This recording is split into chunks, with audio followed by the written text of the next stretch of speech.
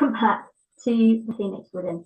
Last time we met Morgan, our main character, standing on the wrong side of a barrier on a bridge, spanning a very large, very deep, very rocky, very life-ending type of gorge, if gravity wanted to play.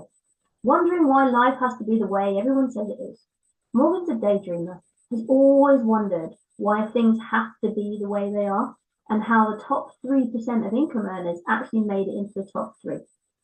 The chapter then finished with Morgan getting to work with seconds to spare and getting on with the daily grind at their company. Morgan, as I mentioned last session, and for those of you who are new to this tonight, is whoever you want that person to be. They could be male, female, tall, short, white, black, thin, fat, she could be a doctor, could be a vet, could be a field worker, whatever you want Morgan to be, that is who they are. So that every single person listening can relate to Morgan in their own way. So I'm going to try and not do too much description of the character. And I am telling the story in first person. Okay. The transcripts, so once I've decided what I'm saying, and made it up as I go along, which I really love doing because that's the best way to tell a story. They will go on as blog posts. The audios will go on as podcasts, and obviously these videos will be available on YouTube and obviously on the event pages on Facebook and LinkedIn. But this chapter tonight is Morgan's going to hear something that sparks curiosity, and all the dreaming comes flooding back, whether it's wanted or not. So let's find out what happens. Chapter 2. And I called the chapter C.S. Lewis. Work is its usual dull process today. Bob, poor Bob, still being lumbered with the majority of the tasks, seems to be taking them on willingly, while everyone else seems to be doing the bare minimum, just enough to be paid while not drawing the boss's attention. Me? I follow along with everyone else, because that's what we do, isn't it? Follow the crowd wherever the crowd leads, do the same amount of work as everyone else. Any less, then you're called lazy. But if you do more, then you're a brown noser and should stop before you get everyone else in trouble by showing up their lack of work. I find that a bit weird. Surely if extra can be done in the same time frame, then it should be done. Won't everyone benefit by getting the job done more quickly and still to a good standard? No one else seems to think so. Until the annual appraisals need doing, of course. Then it's scrambling to uncover all those nitty-bitty extras that we may have done in the last year to eke out that extra bit of bonus from the boss. All lies and cover-ups, of course. But that's how it is everywhere, isn't it?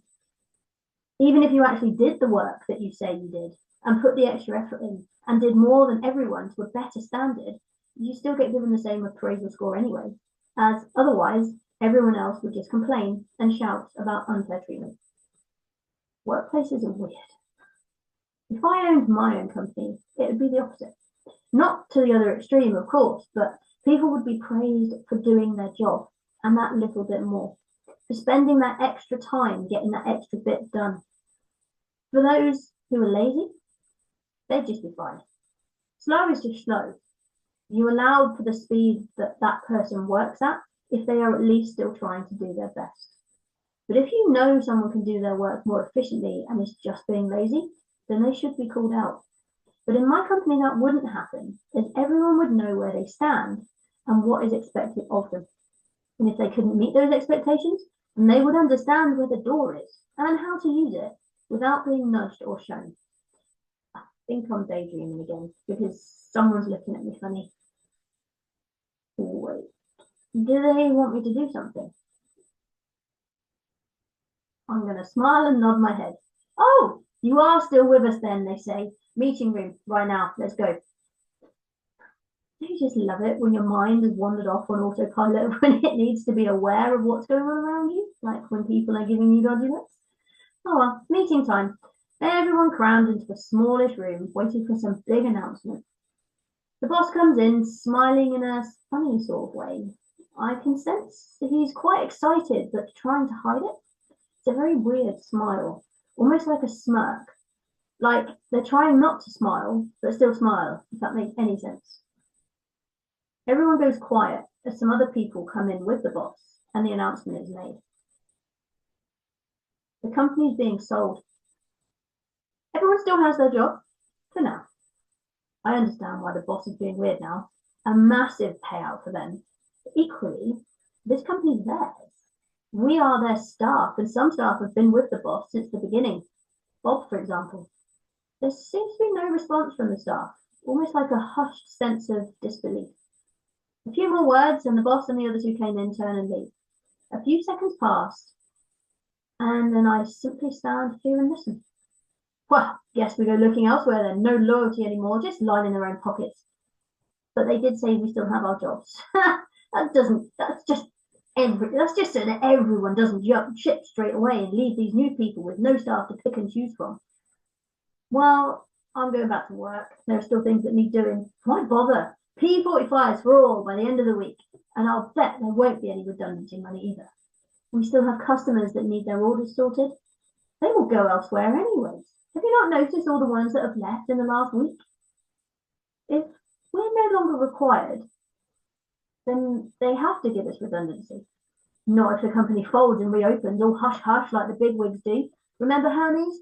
That's just collapsed. They just collapsed everything to avoid paying its bills, and then they opened up again as every. That was a rumour. Prove it. Well, we still need to get back to work, everyone. Nothing's confirmed yet, so let's just carry on as normal. Good old Bob. A few murmurs of agreement pass around the room at that point. Some people leave the room, others stay to continue their discussion. Me? I follow Bob back to my workstation and get on, just like he said. I was always taught to just do my work, so that's what I'll do until I'm told not to. Besides, I've rent due in a week or so, so work needs to be done. They can't just fire us and not pay what they've owed or what we're owed. So I'll just keep earning the paycheck. Bob seems to be doing the same, as do a few of the others. It feels a bit like putting our heads in the sand, I'll admit, but what else is there to do? The boss is busy with his buyers. Some workers are just using any excuse not to do any work for the rest of the day. Bob's busying himself like he normally does to make sure the deadlines are still met. So I will simply do my work. Ding!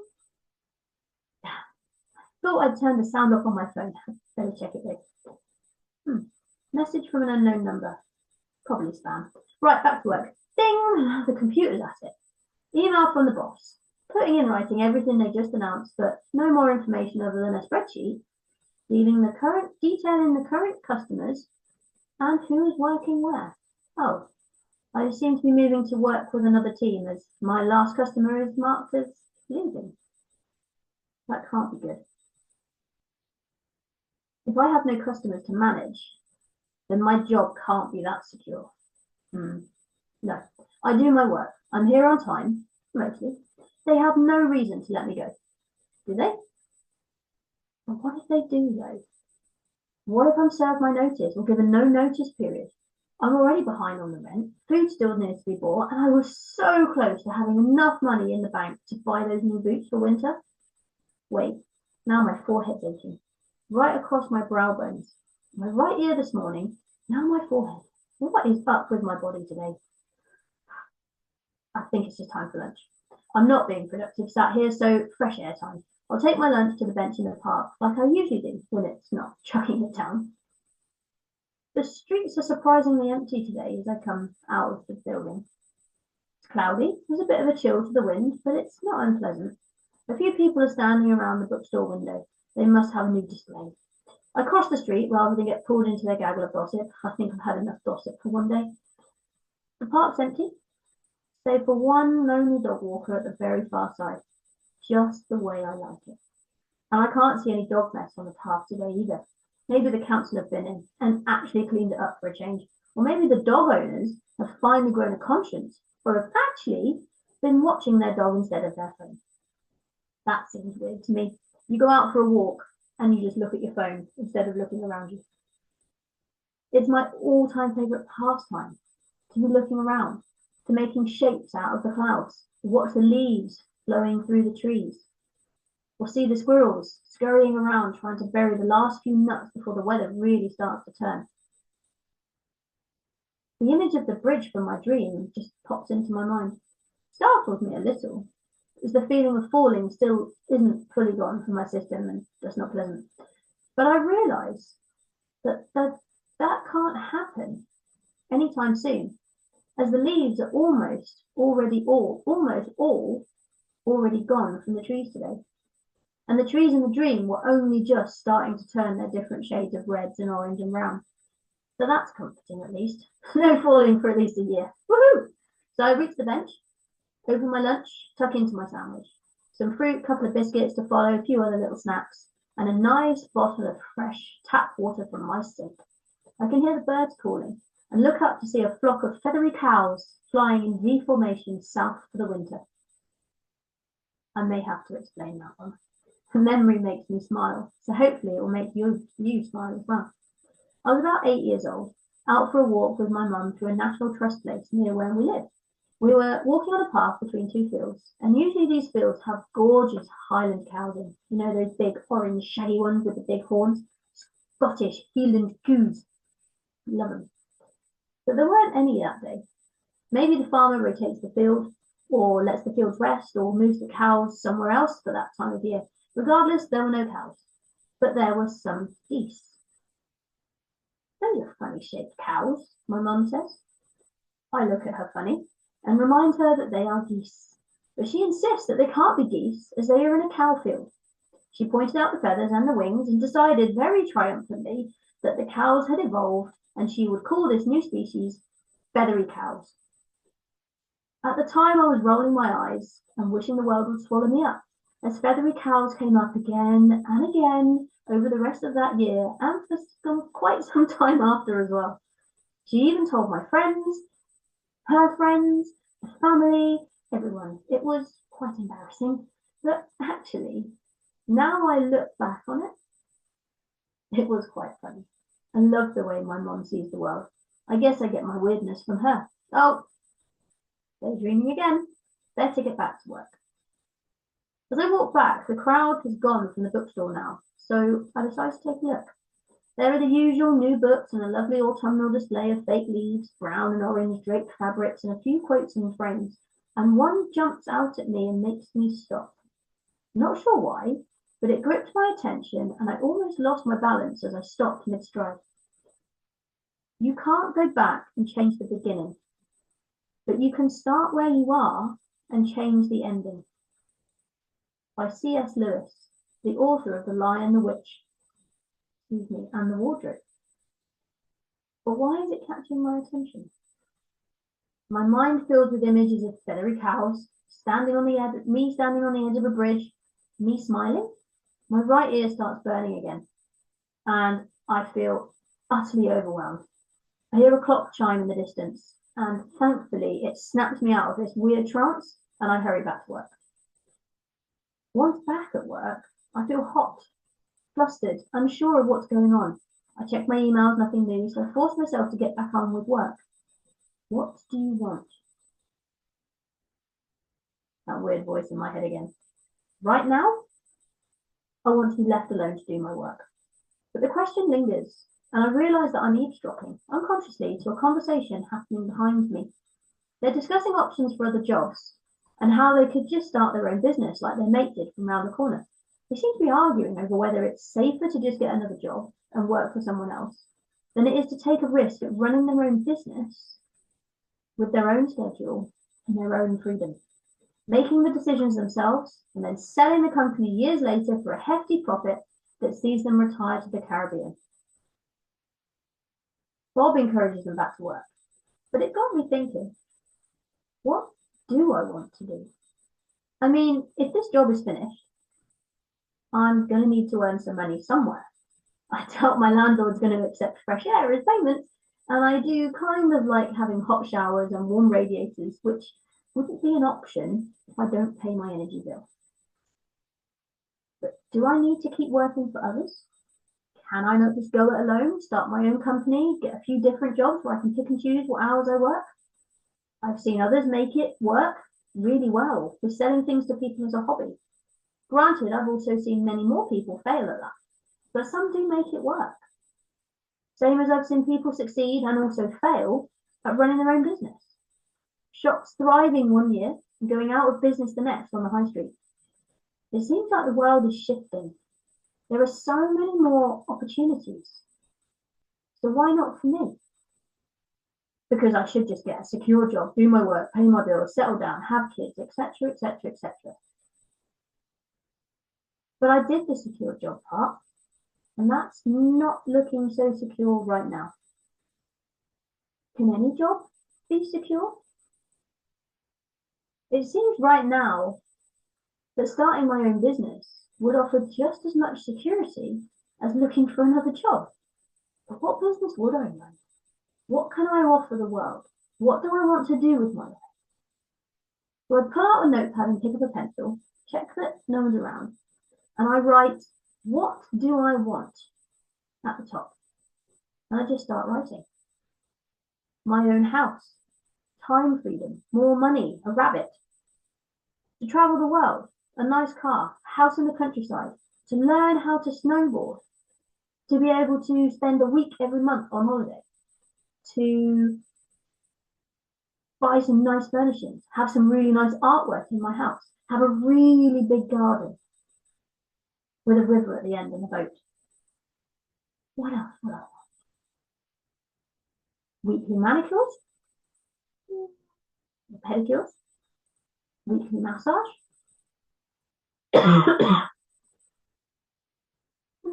Gym membership, that would be good. Maybe even my own private island. My ear's burning. Hang on a minute. I say I want all these things. But how am I going to get them? I don't have those skills. I don't have the time. I don't have the money to pay for all of that. I mean, how much does an island cost anyway? I know Richard Branson's got his own, but didn't that burn down? Don't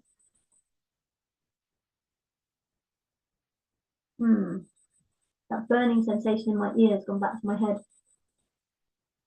Maybe I should just stop thinking. Maybe I really should just get out of my head, get back to work. It's nearly home time anyway. Right, let's get on. So I finished my work that day. I say goodbye to everyone in the office. Hey, who knows? Might not even be in tomorrow. Might get a message, not bother. Or some people might get a message and some maybe come in. Don't know. Because this really secure job is suddenly teetering. Once home, have my nice warm shower, put my dinner in the microwave, heat it up. And then I remember that text message I got during the day, and I check it.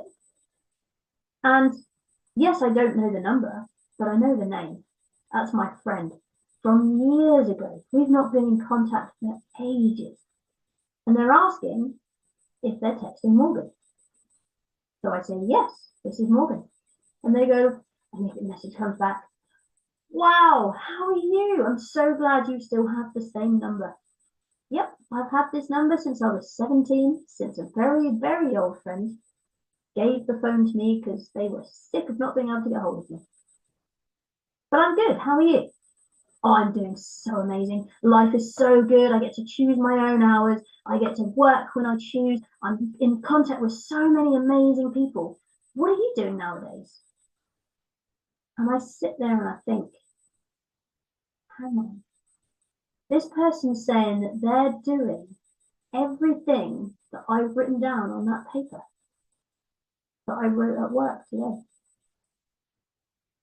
Oh, you know, I'm not doing much, to be fair. Might be losing my job this week. My house is... Do I really have to tell them that? I delete that message. Yeah, everything's good. Work's good. Going out in the evening. Yeah, no, life's good. Because we don't tell other people when we're struggling, do we? We don't make a big thing about it. We just say it's all good. And then they send me a really weird message.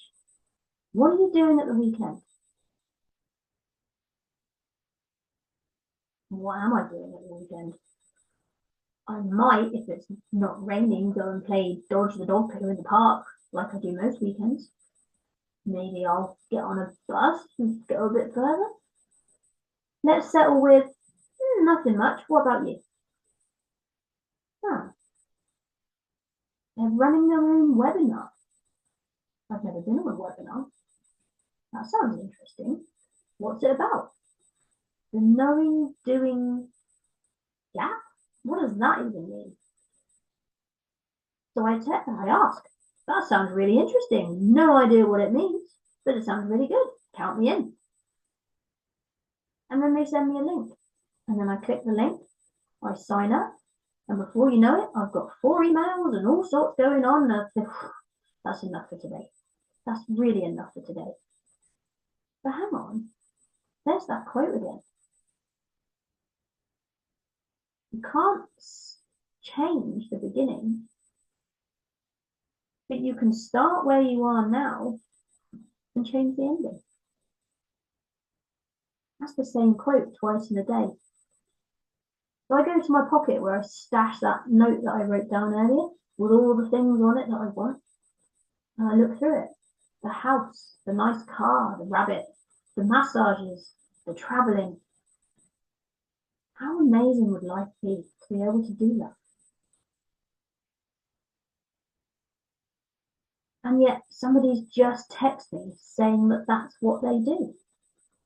That can't be a coincidence. I think it might be time for bed before I let myself go too far. And I'm going to fall asleep, dreaming about all of these things that I could do. And that little voice that keeps saying, well, you can't. Well, I'm only dreaming. We're allowed to dream, aren't we? I'm not doing anything about it, but I can dream. I think I'll do just that. I will close my eyes and I will dream. And we'll see what tomorrow brings.